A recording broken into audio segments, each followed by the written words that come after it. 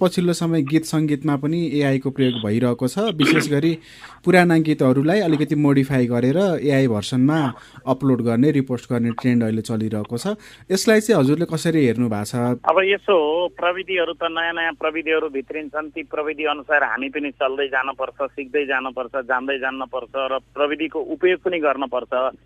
तर यहाँ त समस्या के भयो भन्नुहुन्छ भने मैले गाएका गीतहरू आजसम्म जति सार्वजनिक भएका गीतहरू थिए मेरो युट्युब च्यानलमा मैले अरू ती सेवा प्रदायक उसमा दर्ता गरेर सार्वजनिक गर्नभन्दा पहिल्यै अवैधानिक तरिकाले अरूले चाहिँ सार्वजनिक गर्ने, अपलोड गर्ने, त्यहाँबाट त्यो नाफै कमाउने, पैसै कमाउने उद्देश्यले गरेको देखिरहेको छ।